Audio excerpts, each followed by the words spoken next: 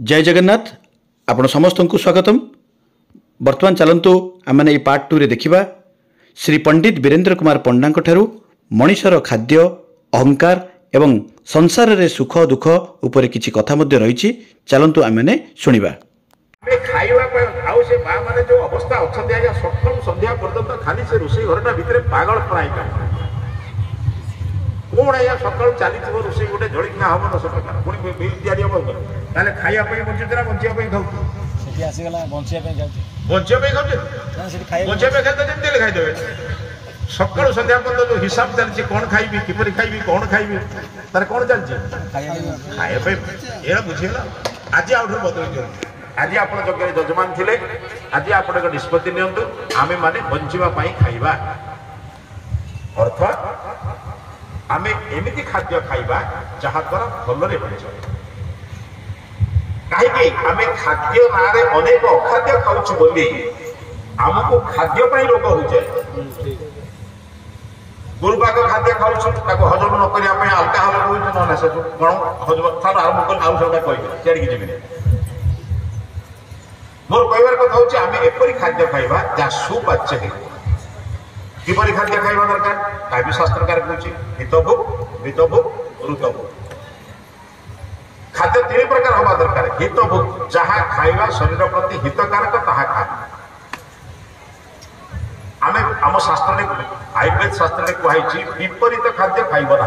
विपरीत खाद्य बचन पिता सागर मिठा खाइबो नाही खट्टा सागर मिठा खाइबो नाही किंतु आपण बुझिले खाया पे तो जाइए पैसा दे उठेबू ना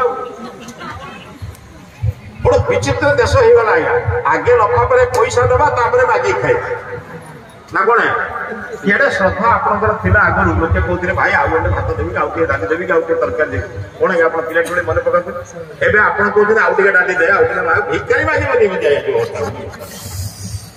ठीक ना बोल कहे बड़ विचित्र देश हो गला ये पुणी सत्य आम जो समाज में जो खाद्य पदार्थ विचार था कौन ना हितकारक बसिकी खाइबा द्वारा आमर उदर आगक जाऊला आयुर्वेद नियम था आप आगे देखिए आप बापू सब आप पिलाटी बेले आप उच्च पीढ़ारे बस खाऊले ये सब बदली जाऊे मोर कहवा कथा बदलांत चेष्टा करूँ आप घरे अंतत से परंपरा रक्षा करने नितभोग 4 खंड खाइबार पेट पुरुले 2 खंड खाते 2 आउ खंडे पानी दिंतु खंडे छाड़ी दिंतु हजम करने ऋतभोग जीवन में सत्य न्याय मार्ग आसुवा अर्थ भोजन ये हूँ याद्वारा आप शांति शोब भल यज्ञ भी सेमती कहते आप यज्ञ देला बेले कौन कहते स्व स्वाहार 2टा अर्थ गोटे 2टा अक्षर टे दयाकोरी जो मान पाखे मोबाइल अच्छी साइलेंस कर दियो ये बड़ विचित्र जंत्र आज्ञा आपको शांति न बसवार व्यवस्था कर तेणु ताकू आप सांगर धरिक आसने आउ शांति कौन बस आज्ञा अति शब्द मुझे खाली आप संक्षेप बर्तव्य स्व माने कौन मोर मोर औहत त्यागे धातु हाय शब्द मोर जहा अच्छी मुझे त्याग कौन बुझे मुकार मातर मोर नुहे बोली शुणी ना से गीत मुकार भी मोर नुहे हे विश्व सम्राट तम ठाने मुझे सब त्याग करदेली मु मोर नुहे हे प्रभु ये संसार में जहा कि मत मिली सब अन्य मान द्वारा मिली स्व माने मो पाखे जी स्व अच्छी मुझे अहुआ त्याग करी मोर कौन अच्छी कहला आपंकर कौन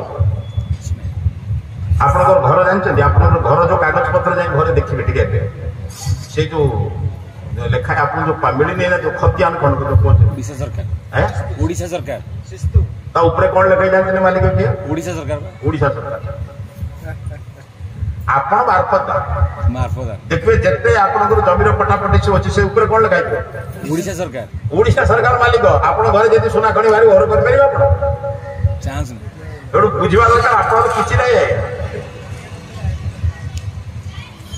सी कहले मोर कि जड़े लोक ऐसे छुआ मान बंद करदे जड़े सन्यासी जड़े राजा पाखे जाए पहुंचले सन्यासी को देखिए प्रणाम करी राजा कहले कहले महाराज आपनकर कौन सेवा करिबे से कहले आपनकर निजर जिंस जहा अछि मते किछि दियो कहले बुझिबे कहले आपनकर निजर जिंस मते किछि दान करो एटु कहले संगे से आदेश देले कहले स्वर्ण थाली रे किछि हीरा नै आस कहले सर एटा आपनकर कहले हां मोर नै कहले नाही प्रजा माने कर दैछन्ती बिली आप सोना थाली किनिछन्ती हीरा रखिछन्ती एटा आपनकर कोठा ये कहला हाँ से ठीक कथा कहले चाउल कर दूची पनीपरिया चाउल कर से आपटा कृषक मैंने कृषि कर कहले वस्त्र दी खंड दौचे ना पिंधे कहले वस्त्र कौन आप तंती मैंने बुड़िका पुआ दे आपणकर कौन अच्छे देवी कहले ये जो चेयर बसतु ना कहले चेयर टा बढ़ई कर बस आपण चेयर टा आपण करना कई जन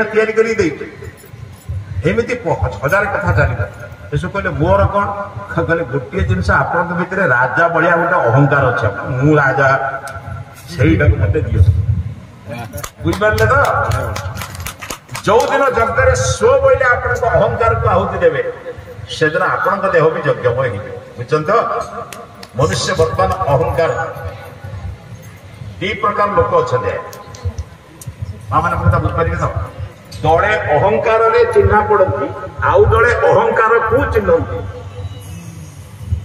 आकाश पाताल पार्थक्य किसी लोक अहंकार चिन्ह पड़ती जन पचार भाई तुम परिचय वो ये जो घरटा देखुन से जो 3 ताला घर देखुन से घर मालिक मैं तार किसी परिचय नहीं घरटा तार परिचय हो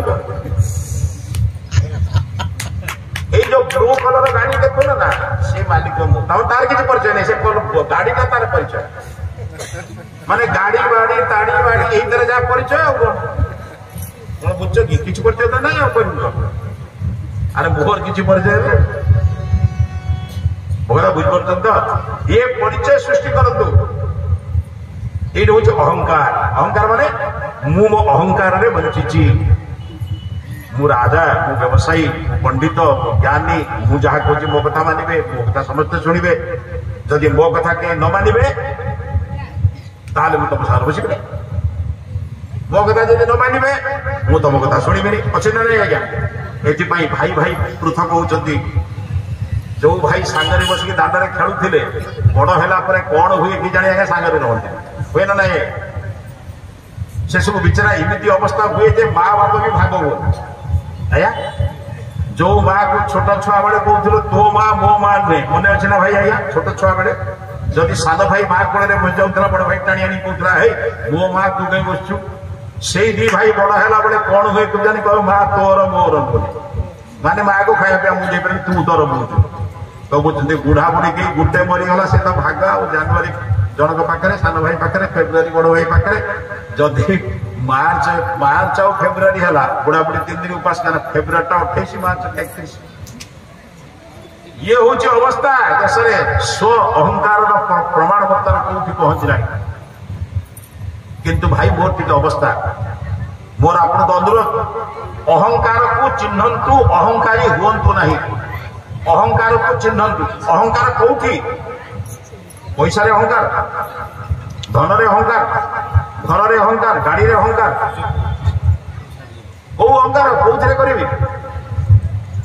मोर जड़े बंधु बहुत संपन्न लोक ना कह गाड़ी मोटर बस बस सब चलुची मुझे कहली कहली मो कथा मानवे आप कौन खाली पादरे मो सांगरे आपण 1 किलोमीटर जीवे आसवे मुझे खाली पादरे चल पारि किए चल पारि छुआ बेले चलते ना दौड़ते ना टोटाली दौड़ते आसतु अभ्यास करे कहीं मुझे खाली पादरे मो सांगरे सका किलोमीटर जीवे किलोमीटर आसवे कहीं मुझे घर एसी गाड़ी एसी ऑफिस एसी किंतु एमती दिन समय आसो आपन को माने आपन छी बड़ा बड़ी आया 8 दिन जाइने अवस्था गाड़ी नहीं जा एबे हाईवे तैयारी होचा गछ पछ नहीं कोठी गछ निजे गाड़ी पाखर से कोठी मेकानिक थिले लगेबे अपेक्षा कराला घर को फोन कराला आ गोटे गाड़ी आसिला गला मो कथा दिने कष्ट को सहया पे चेष्टा कर अहंकार को चिन्हतु मते अहंकारी करूची किए जानतु ताहारे कोन हबो सबुदिन आपण जग करे इदम न मम ये मोर नुहे कृत आपण कोन आपण घरे यज्ञ होची ଆପଣଙ୍କ ଶୁଭ ଆପଣଙ୍କ ଘୃତ ଆପଣଙ୍କ ଯଜ୍ଞକୁଣ୍ଡ ଆପଣ ଗୃହ ଝିଅ ଧରିଛନ୍ତି ସେତେବେଳେ ପର୍ଯ୍ୟନ୍ତ ଆପଣଙ୍କର, କିନ୍ତୁ ଯେତେବେଳେ ଆପଣ ଅହୁଆତ ତ୍ୟାଗ କଲେ ଯଜ୍ଞକୁଣ୍ଡରେ ଦେଲେ ଏ ଆପଣଙ୍କର ନା ବିଶ୍ୱର? ସେଥିପାଇଁ ଆପଣ ନମ୍ରତାର ସହିତ କହୁଛନ୍ତି ଇଦଂ ନ ଇଏ ମୋର ନୁହେଁ, ଜଗତର କଲ୍ୟାଣ କରୁଛି। ଆପଣ ଜାଣିଛନ୍ତି ଛୋଟ କାମରେ ବିଶାଳ ଯଜ୍ଞର କାମ ବିଶାଳ ଉପକାର କରିବାର ଯଦି ମାଧ୍ୟମ ତାହା ହେଉଛି ଯଜ୍ଞ। ଆପଣ ଭୋଗ ଦେଲେ 5 ଜଣ ଲୋକ ଖାଇବେ, ଧରନ୍ତୁ ପ୍ରସାଦ ଦେଲେ କି ଆପଣ ଯଦି ସମ୍ପନ୍ନ ଲୋକ ହେଇଥିବେ ଖାଇବା ପିଇବାକୁ ଦେଲେ 500, 1000, 5000 ଲୋକଙ୍କୁ ଖାଇବାକୁ ଦେଲେ, କିନ୍ତୁ କୋଟି କୋଟି ଲୋକଙ୍କୁ ଆପଣ ଉପକାର କରିବାର ଯଦି ଅଛି ମାଧ୍ୟମ କଣ? ଇଏ ବଳ ଆପଣ ଏଇଠୁ ଦେଲେ ବାୟୁମଣ୍ଡଳରେ ମିଶିଗଲା ତା ସମସ୍ତଙ୍କର ଶତ୍ରୁ ମିତ୍ର ହିନ୍ଦୁ ମୁସଲମାନ ଖ୍ରୀଷ୍ଟିଆନ ଦଳିତ ବ୍ରାହ୍ମଣ ସମସ୍ତ କାହାକୁ ଅସନ୍ତୁଷ୍ଟ କରିବାର ନାହିଁ। ଆଉ ସବୁଠାରୁ ବଡ କଥା ଜାଣିଛନ୍ତି ଯଜ୍ଞ ଦ୍ୱାରା ସୃଷ୍ଟି ବଞ୍ଚିଯାଏ। ଆପଣ ଯଜ୍ଞରେ ଆଉ ଦେଲେ ସେ କୋଉଠିକି ଯାଉଛନ୍ତି? ସୂର୍ଯ୍ୟଙ୍କ ନିକଟକୁ। କାହିଁ ଜାଣିଛନ୍ତି ଯାହାର ଯିଏ କେନ୍ଦ୍ର ସେ ଆଡକୁ ହିଁ ଯିବ। ଆପଣ ଯଜ୍ଞରେ ଆହୁତି ଦେଲେ କୋଉଠି ଉଠିଲା? ଉପର ଶିଖାଟା ଉପରକୁ। କାହିଁକି? ଅଗ୍ନିର କେନ୍ଦ୍ର ହଉଛନ୍ତି ସୂର୍ଯ୍ୟ।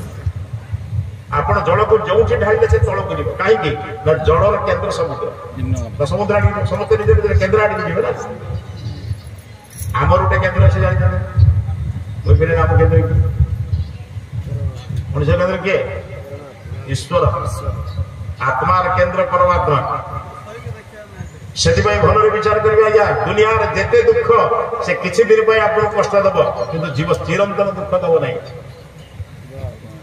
ଆପଣ ଦେଖିବେ ଯୁବତୀ ଅବସ୍ଥାରେ ପତି ମରିଯିବା କିମ୍ବା ଯୁବକ ପୁତ୍ର କନ୍ୟାକୁ ହରେଇଦେବା ଏ ଦୁଃଖର ନୁହେଁ ମା। ଆପଣ ଦେଖିବେ ସେଇ ମାଟି କେତେ ଦୁଃଖରେ ପଡିଥିବ। ସେ କହୁଥିବ ହେ ପ୍ରଭୁ ମୋତେ ନେଇଯାଇଥିଲେ ଭଲ ହେଇଥାନ୍ତା, ମୋ ପୁଅ କହି ନେଲେ ମୋ ସ୍ୱାମୀ କେତେ କାନ୍ଦୁଥିବ ନା ନାହିଁ। 2 ବର୍ଷ 3 ବର୍ଷ ପରେ ଦେଖିବେ ସଂସାର ପ୍ରତ୍ୟେକ କ୍ରିୟା ସେ କରୁଥିବ, ପୁଣି ସଂସାର ଭିତରେ ଚାଲିଥିବ। ଚାଲିବ ନା ନାହିଁ? କାହିଁ ଜାଣିଛନ୍ତି ଆମେ ସମସ୍ତେ ଅମୃତ ପଥର ଯାତ୍ରୀ। ଏଇ ଯୋଉ ଦୁଃଖ କିଛି ଦିନ ସିନା ଅଟକେଇ ଦବ, କିନ୍ତୁ ଈଶ୍ୱରଙ୍କ ଆଶୀର୍ବାଦରୁ କେବେ ବଞ୍ଚିତ କରିବ ନାହିଁ। ଯୋଉ ବାଟରେ ବୁଲି ବୁଲି ଆମେ ସେ ଈଶ୍ୱରଙ୍କୁ ଆଣିକି ଯିବା। ଆମର କେନ୍ଦ୍ରକୁ ଧାଇବା ସମସ୍ତେ ନିଜ ନିଜର କେନ୍ଦ୍ରକୁ ଧାଉଛନ୍ତି। ତେଣୁ ଜୀବନରେ ଯଦି କିଛି ଦୁଃଖ ଆସୁଛି ତାକୁ ଏତେ ମ୍ରିୟମାଣ ହୁଅନି।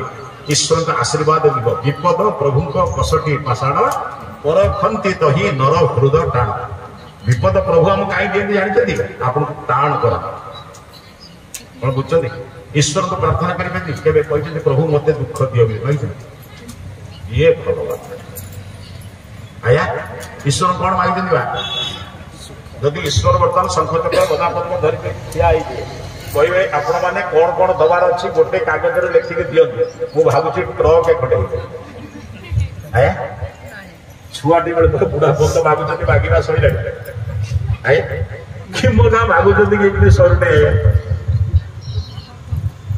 ବୁଦ୍ଧି ନାହିଁ ବୋଲି ଆପଣ ଏତେ ମାଗୁଛନ୍ତି। ସେଥିପାଇଁ କୁହାଯାଇଛି ଯୋଉ ପ୍ରଚୋଦୟା ଚାଙ୍ଗ ମେଧାମ ଦେବଗଣ ପିତରଶ୍ଚ ଉପାସତେ ଦୟା ମେଧୟା ମା ଅଦ୍ୟ ମେଧା ବିନମ୍ର।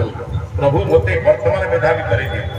ଯଜ୍ଞରେ ବହୁତ ଅଦ୍ୟ ସଦ୍ୟ ଅଛି। ଯଦି ବେଦ ମନ୍ତ୍ର ପଢୁଥିବେ ଜାଣିବେ। ଆମେ ପଢୁଛୁ ଯୋଉ ଯେତେ ଶତମ ବରୁଣ ଯେ ସହସ୍ରମ ଯଜ୍ଞ ଆପାସା ବିଗତା ମହାନ୍ତ ଏ ହିରଣ୍ୟ ଅଦ୍ୟ ସାଙ୍ଗେ ସାଙ୍ଗେ ମିଳୁ। ପ୍ରଭୁଙ୍କୁ କଳ୍ପନା ପ୍ରାର୍ଥନା କରୁଛି ବର୍ତ୍ତମାନ ମିଳୁ। କଣ ମିଳୁ? ଜ୍ଞାନ ମିଳୁ, ବୁଦ୍ଧି ମିଳୁ। ଗୋଟେ ବଡ ପ୍ରଦର୍ଶନୀ ହଉଥାଏ। ରାଜା ବହୁତ ଜିନିଷ ରଖିଥାନ୍ତି ଏବଂ ଘୋଷଣା କରିଦେଲେ ଯିଏ ଯାହା ପାରିବ ନେଇଯିବ। ଯିଏ ଯାହା ପାରିବ ନବା ତାର ଦାମ ରାଜକୋଷରୁ ଯିବ। ସମସ୍ତେ ନେବାକୁ ଆରମ୍ଭ କଲେ। ଗୋଟେ ଛୋଟିଆ 8-10 ବର୍ଷର ଝିଅଟିଏ ତାକୁ ସବୁ ଭଲ ଲାଗୁଛି। ଛୋଟ ଛୁଆଙ୍କୁ ସବୁ ଭଲ ଲାଗେ। ସିଏ ଚାହୁଁଛି ମୁଁ ଟିକେ ନିଅନ୍ତି। ସିଏ ଗୋଟେ କଣ ଚାହିଁଲା ବେଳକୁ ଆଉ କିଏ ନେଇଗଲା। ସେ ଭାବିଲା କଣ କରିବ, ମୋର ତ ବହୁତ ଇଚ୍ଛା ହଉଛି। ସେ ଛୋଟ ଛୁଆଟି ବୁଲି ବୁଲି ବୁଲି ବୁଲି ଯାଇକି ରାଜା ବସିଥିଲେ ଚେୟାର ଉପରେ। ସେ ରାଜା ହାତକୁ ଧରିଦେଲା। କଣ ବୁଝୁଛ ନା? ରାଜା ପଚାରିଲେ ମୋତେ କାହିଁ ଧରୁଛୁ? କହିଲା ଆପଣଙ୍କୁ ଧରିବା ଯାହା ଏ ସବୁ ପଦାର୍ଥ ସେଇଆ ନା ନୁହେଁ? ବୁଝିପାରୁଛ ତ? ଆପଣଙ୍କୁ ପାଇବା ଯାହା ଏ ସବୁ ପଦାର୍ଥ ପାଇବା କାହାର ଏଇ ଜିନିଷ? ସେଇଭଳି ଥରେ ଭଗବାନଙ୍କୁ ଯିଏ ପାଇଗଲା ସବୁ ପାଇବ ନା ନାହିଁ? ଆପଣ ଭଗବାନ ଦରକାର? ଆଜ୍ଞା କେବେ ମନ୍ଦିରରେ କହିଛନ୍ତି ପ୍ରଭୁ ମୋର କିଛି ଦରକାର ନାହିଁ ତୁମେ ଦରକାର? କହିଛନ୍ତି? କେବେ କହିନାହାନ୍ତି ପ୍ରଭୁ ପୁଅ ଦେ ଝିଅ ଦେ ଭାଇ ଦେ ପୁଅ ଦେଇକି ବି ସନ୍ତୋଷ। ତାକୁ ପାଠ ପଢା, ପାଠ ପଢିଲେ ବି ସନ୍ତୋଷ ନାହିଁ। ଫାର୍ଷ୍ଟ କ୍ଲାସ ଦେ। ଫାଷ୍ଟ କ୍ଲାସ୍ ଦେଲା ପରେ କି ସନ୍ତୁଷ୍ଟ ଚାକିରି ଦେ, ଚାକିରି ଦେଲା ପରେ ସନ୍ତୁଷ୍ଟ ନେ, ଭଲ ବୋହୂ ଦିଏ ଦିଏ, ଭଲ ବୋହୂ ବି ସନ୍ତୁଷ୍ଟ ନେ, ପୁଣି ନାତି ନାତୁଣୀ ଦେ, ପୁଣି ତାଙ୍କ କଥା ବୁଝ। ଭଗବାନ ତ ତୁମ କଥା ସବୁବେଳେ ବୁଝେ, ତୁମେ ଭଗବାନ କଣ ଦରକାର ତମର? ଭଗବାନ ଦରକାର ଆମର କାହାରି ଦରକାର ନାହିଁ। ଭଗବାନ ଜାଣନ୍ତି ଏମାନେ ସମସ୍ତେ ସ୍ୱାର୍ଥପର, ଏମାନେ ମୋତେ କେହି ଚାହାନ୍ତି ନାହିଁ। ଯୋଉଦିନ ମନୁଷ୍ୟ କହିବ ମୋର କିଛି ଦରକାର ନାହିଁ, ତମେ ଦରକାର, ସେଦିନ ଈଶ୍ୱର ତମ କଥା ବୁଝିବେ।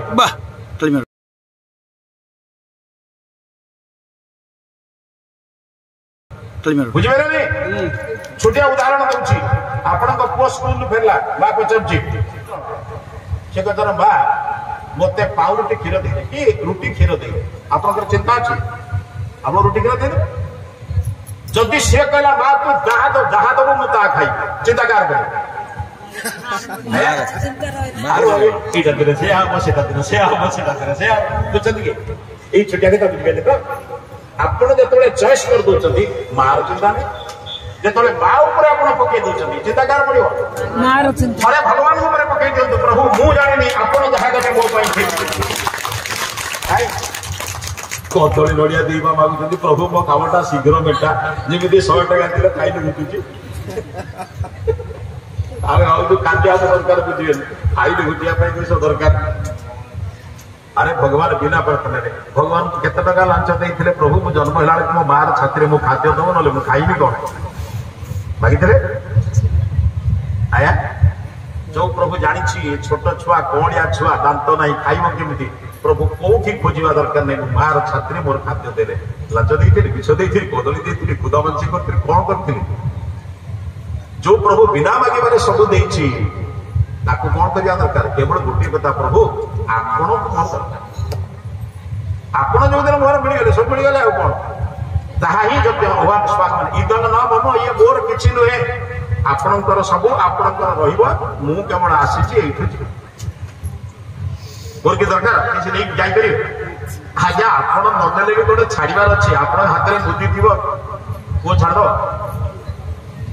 ଆଜ୍ଞା ଶବ ସତ୍କାରରେ ଗଲାବେଳେ ଆପଣଙ୍କ ହାତରେ 3ଟା ବୁଦ୍ଧି ଥିବ, ପୁଅ ବନ୍ଧୁମାନେ ଛାଡିଦେବେ ନା କାଢିବେ?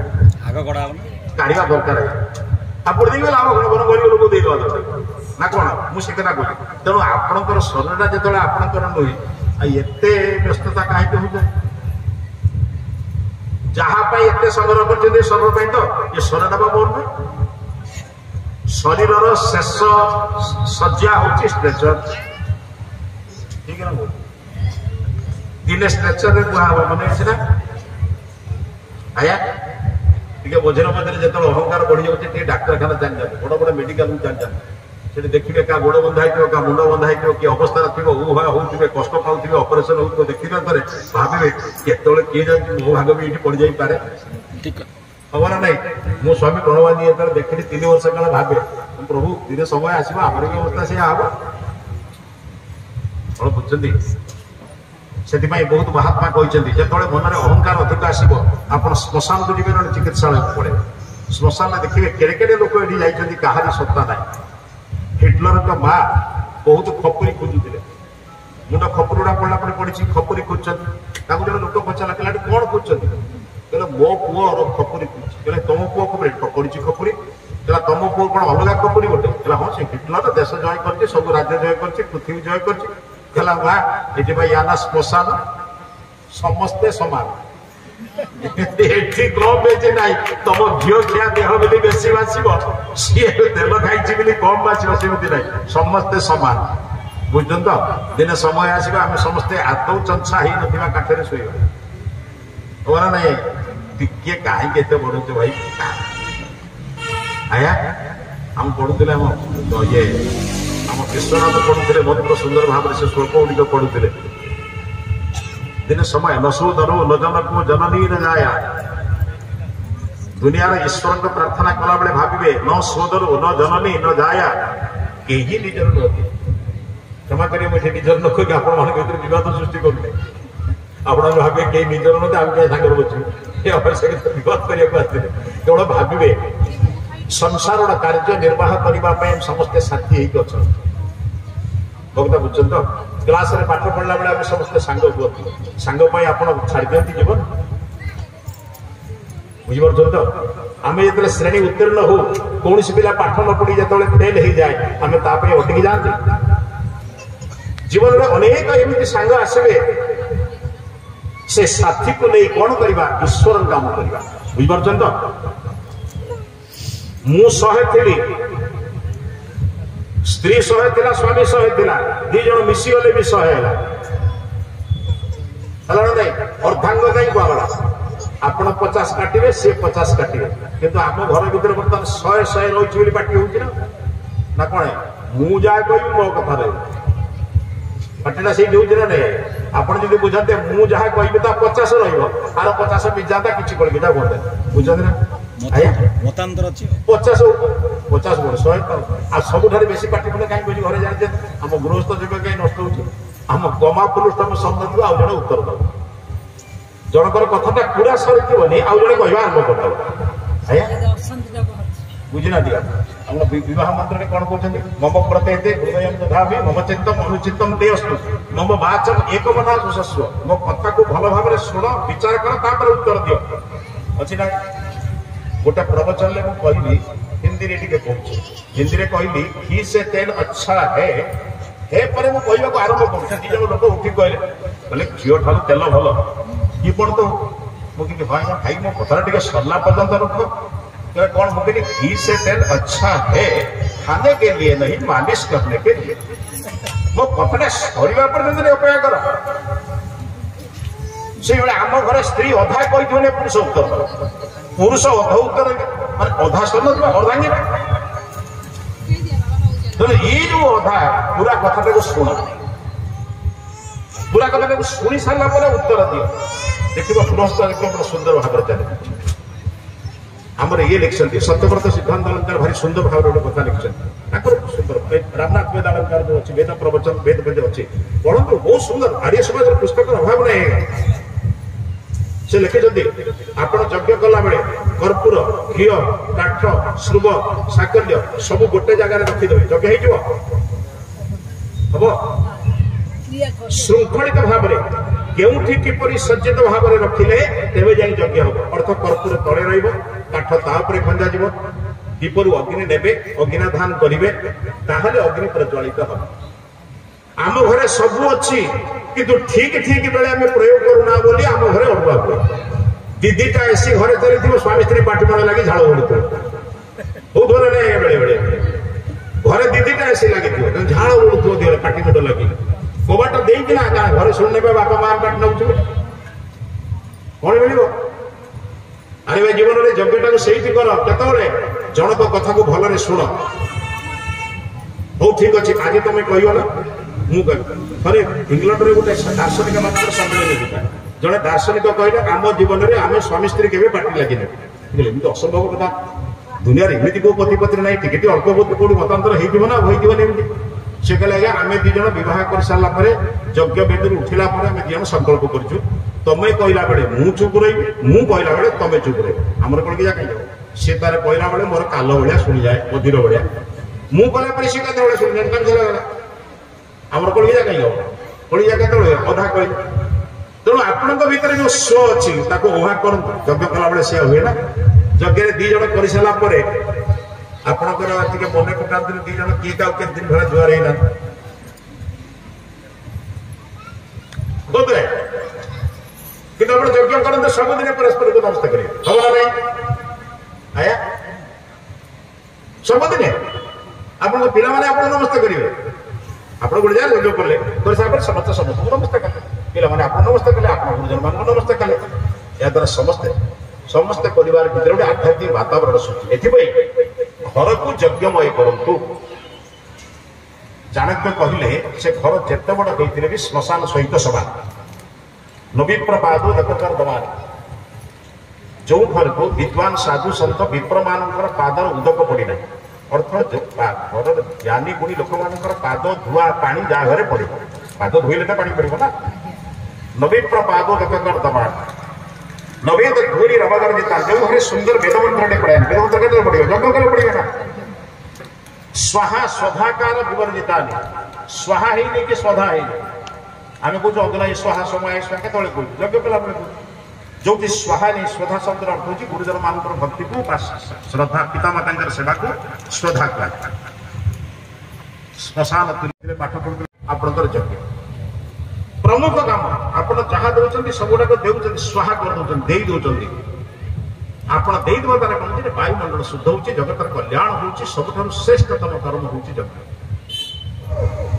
एपरी मध्य संतान कहते गोटे मधुआ तार संतान को कौन तू मद पी नहीं से मानव जो बापा मद पीछे तार पुओ को कह तू बाप रे मद पीना मद पीले किडनी खराब हो से संतान मानव तो से जो पर्यंत बापा माँ ठीक नहांती तो से पर्यंत संतान निर्माण करें आप घरे कलह झगड़ा कर देखिए संतान मान कलह झगड़ा निश्चित भाव में करेंगे तो आमर प्रभाव बापा मान प्रभाव संतान उपर पड़े आपण ठीक रहे ना जिते संतान माने दुष्ट होती आपण मैंने अन्य पाखे जाकि कौन कांदती मोर बापा मोर संतान को टी बुझातु स्वामीजी गुरुजी पंडित जी मोर मोर बो को टी बुझातु मोर पो को टी बुझातु से आमर कथा मानो ना तो से जड़े जड़े सतर्क हो जातु आपण को निर्माण करने आप निर्माण हो गले निश्चित भाव में परिवार कल्याण हो संतान कल्याण हो तो समस्त को अशेष अशेष धन्यवाद आपण मैंने धैर्यर सहित अनेक समय धरी एठारे बसिले अनेक विचार श्रवण कले वर्तमान शांति पाठ करवा आपर आपण समस्ते उठिबे प्रसाद सब व्यवस्था समस्त प्रसाद ग्रहण करने शारीरिक व्यायाम कौशल व्यायाम प्रदर्शन हम आपण मैंने समस्ते ताकू देखिए एवं समस्ते संतान ये ब्रह्मचारिणी मानक आशीर्वाद प्रदान करेंगे। ओम द्यौः शान्तिरन्तरिक्षं शान्तिः पृथिवी शान्तिरापः शान्तिरोषधयः शान्तिः वनस्पतयः शान्तिर्विश्वे देवाः शान्तिः ब्रह्म शान्तिः सर्वं शान्तिः शान्तिरेव शान्तिः सा मा शान्तिरेधि। ॐ शान्तिः शान्तिः शान्तिः। सत्य सनातन पवित्र वैदिक मानव धर्म की जय। मर्यादा पुरुषोत्तम श्री रामचंद्र की, योगेश्वर श्री कृष्ण महाराज की, व्याकरण सूर्य गुरुवर वीरजानंद की, वेदोद्धारक महर्षि स्वामी देवदयानंद की, देश पर शहीद होने वाले समस्त वीर वीरांगनाओं की, संसार के सभी ऋषि मुनि महर्षियों की, अपने अपने माता पिता गुरुजनों की, वंदे मातरम। सत्य सनातन पवित्र वैदिक मानव धर्म की जय। वैदिक प्रणव ध्वनि समस्ते ओम उच्चारण करो। ओम